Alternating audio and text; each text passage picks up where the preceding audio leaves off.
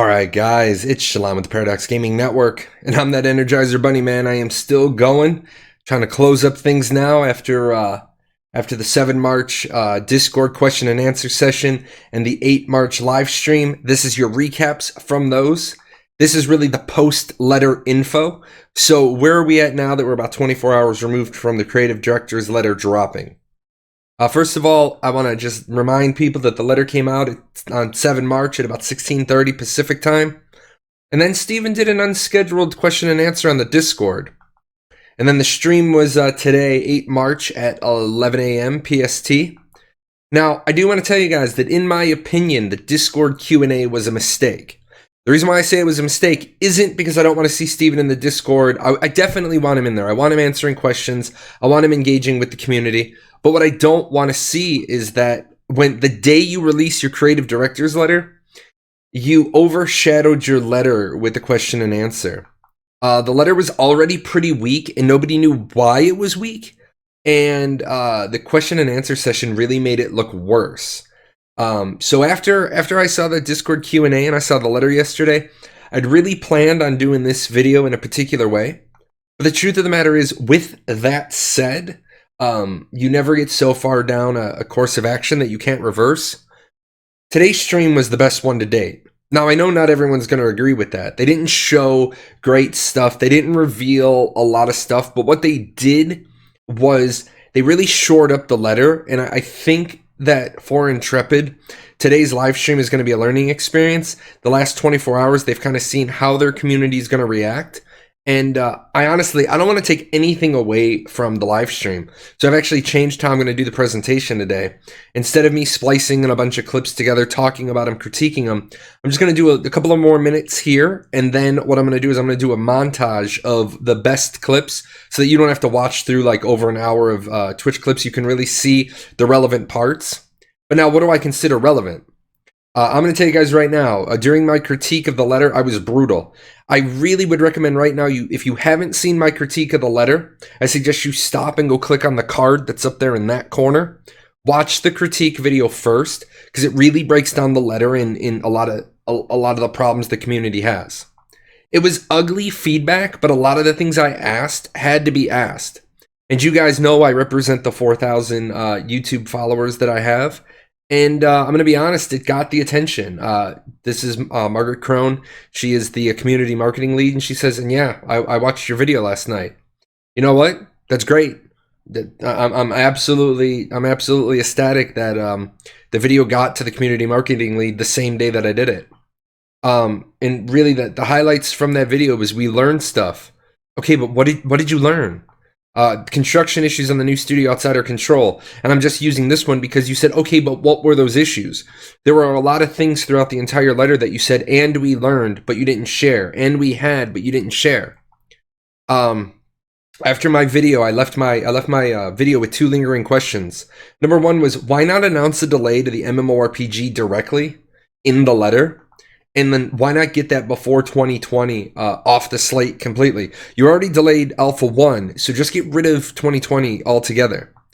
And then what were you waiting for? You said that the letter is going to take a couple of weeks because you're waiting for definitive answers. So I had this major sentiment of, why no definitive dates?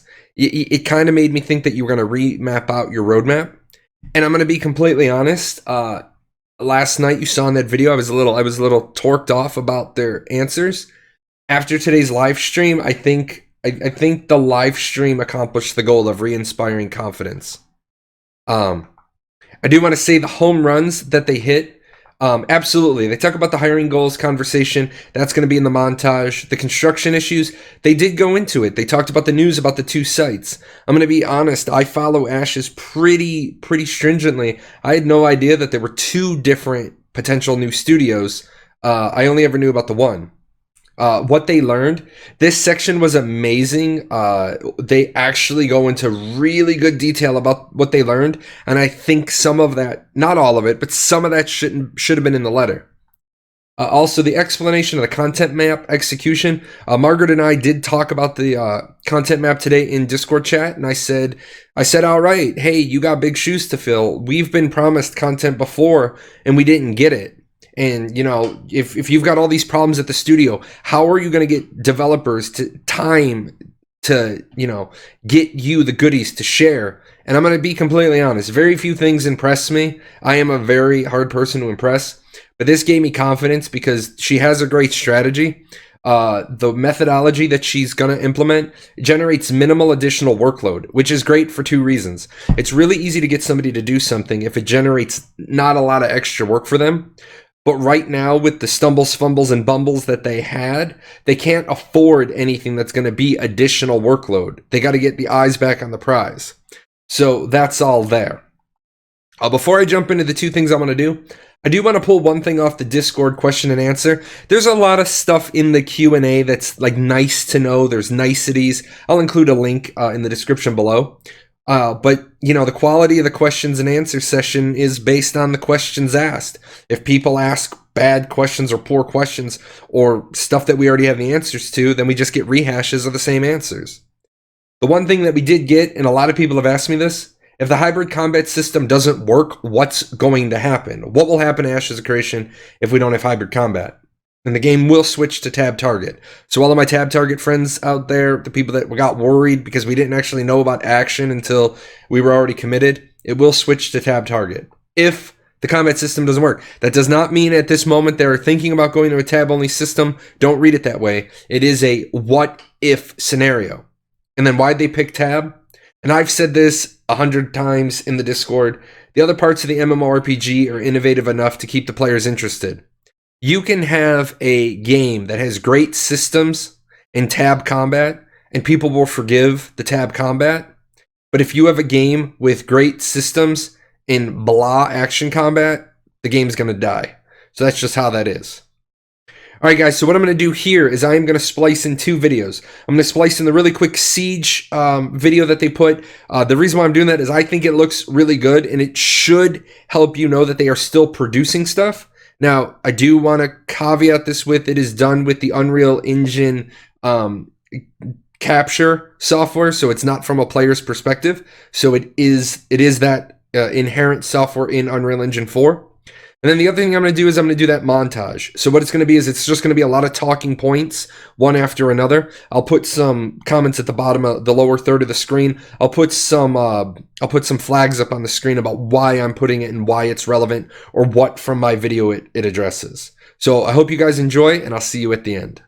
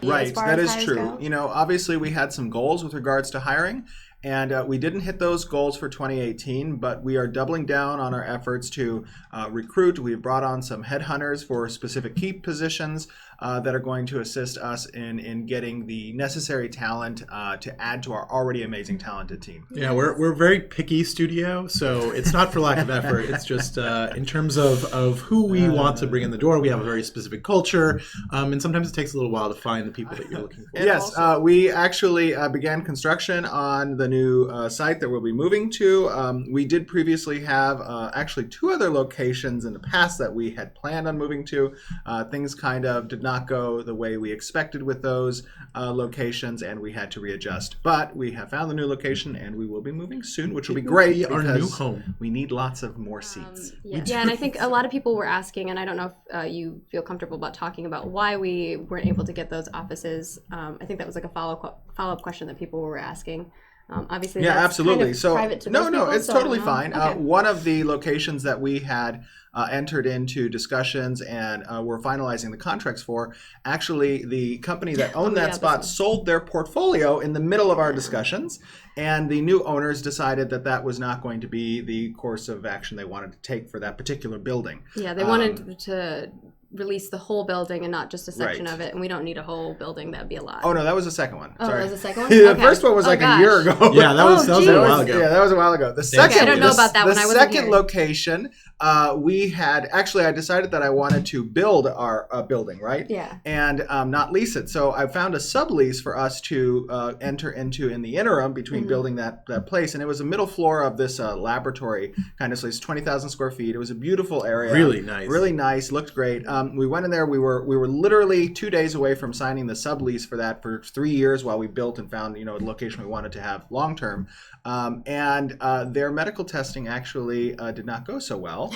I'm not going to say the name of the company. And they decided they needed to lease the entire building instead, not just the middle floor, which was like 60,000 square feet, of which we did not have the need for room. Yeah. No, that it was too a- much. Yeah, as you guys know, leading into December, we had begun to implement our new website, which moved away from WordPress, which really was not a scalable solution for the amount of traffic we were expecting and do expect moving forward. So we had to release our own custom cloud-hosted website. Unfortunately, some of the systems that we had designed with regards to the back end of that website did not stand up against the test of traffic that we saw in December. Yep. We had, as you guys we've said before, we had over 2 million visitors to the website just in the 3rd week of December, and we had to go back and readjust. So we brought on some additional team members. Starting in January, it took some time. I keep looking at the mic.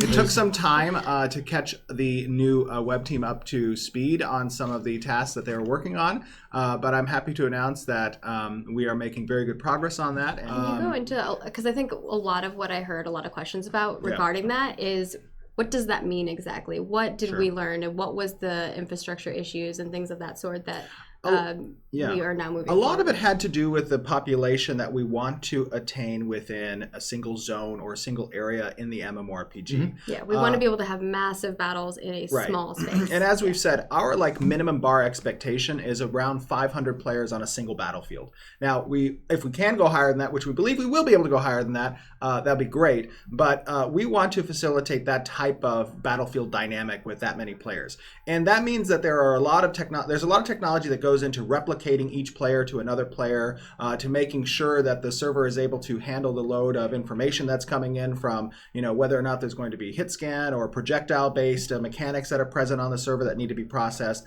all of the skills that go into those things. Having a high population within a single area is something that we're trying to achieve, and a lot of the back end is going to facilitate that. Yeah, it requires a lot of efficiency in how that communication works, right? Between every client, between the server, and when you have 200 people in an area, right, and you have all of those people trying to communicate to one server, that's a lot of data and it's a lot of information. Right. So a lot of what our engineering team is doing is sort of making sure that those are following paths that are the most efficient, and that people who don't need to know about certain things don't get told that. Right. So it's really about finding efficiencies and really optimizing what the back end is doing. Right. We need to get an engineer here to talk more specifically about what Just that go means. grab somebody right? and be like, you're on stream now. It's not so much necessarily one or the other, right? It's about how we're able to blend those two tempos together, because tab target and action have very different speeds. And I think that's what the community wants to see, is how are those two things going to work together? Because that is such a different concept than other products. And just so the community understands, the way that we approach design is is we take this data, right? And then each of the designers kind of comes up with their idea of how best to implement basically a hybrid system. And then we take a shotgun approach in kind of creating different prototypes and testing those prototypes in a rudimentary form, and then choosing which feels best applicable to the feel we want and move forward with 1 or 2 or 3 of those things. And then we take it to a testing period, perhaps with the community through Alpha 1 and testing out different designs and ideas behind a hybrid system. I think the important thing is that, the bottom line is this. We are here to create a unbelievable experience from an MMORPG perspective, something that's going to answer the call of the community who share the desires we have as passionate MMORPG players, which means we're not going to have a pay-to-win structure in a game. We're not going to undermine the economy of the game by introducing elements that throw into chaos what players work for over months of time. We're going to emphasize risk versus reward. We're going to have a AAA quality MMORPG that encompasses a wide berth of desires and gameplay mechanics that players in the MMORPG genre want. Content roadmap.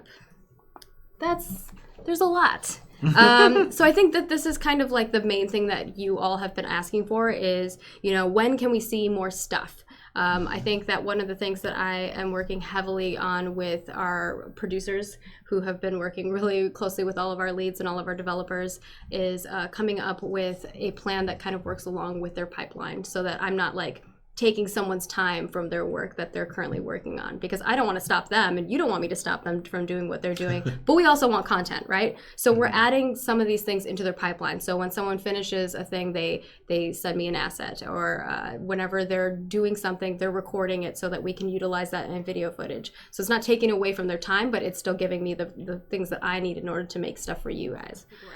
Is the MMO coming before 2020? Well, it is very likely that this will push us beyond 2020. That's just the case. This is somewhat of a linear production when it comes to the MMORPG. So we're not expecting now to release the MMO before 2020. Why did you not provide any concrete or specific dates in the letter? I think we talked about this. I think we talked a little bit about it previously, but the reason is going forward, we're going to readjust how we give you dates. And the way that we give you dates is once we have those things actually ready and in QA, that's when we feel confident to give you a date that we know we will hit. And that is really so that you can trust that when we say a date, that's the date moving forward. Also, just from I think from an expectation standpoint, it's important to note that I've heard this from the community and I share this sentiment. What we want is quality. What we want is the ability for our systems and mechanics that we've discussed in this project to actually occur, to be the game that we all signed up for, both from the development team as well as from the player base. And if that takes additional time, then you have expressed and we have heard and we share this feeling that so be it. It will take that additional time. So our focus right now is not necessarily driven by hitting a date, as it is by hitting the quality of expectation that you come to expect from what we know is going to be the next biggest MMORPG, Ashes of Creation. All right, guys, and that really is it for today. I'm going to tell you that I'm kind of stoked. I know I don't see as animated as I usually am. It has been a long 24 hours, and so I'm winding down. If you guys want to talk more, you can get me at Jalan #0001. You'll find me on the Discord, the Ashes of Creation Discord. You can ping me there. You can join my Discord. We talk about a lot of stuff. You can join me when I'm streaming on Mondays, Wednesdays, and Fridays, even if I'm not streaming Ashes, which nobody's streaming Ashes right now. Still come in if you have an Ashes of Creation question. As always, big special thanks to my sponsors. There's a gift card giveaway going on in the description below. Without sponsors, I can't do that. And as a parting shot, if you guys have not checked out my Nodes 3 parody, that's up there in the corner. Make sure that you check that out. Then make sure you subscribe and ring the bell so when I do more videos like this, you'll know when they're done. That's it, guys. Take care. Hey, where are you going? You're not done yet. See these videos? There's videos up here to watch. You gotta go over here. Hit the chibi. Subscribe to the channel. Check out the webpage. And I'll see you guys on Twitch.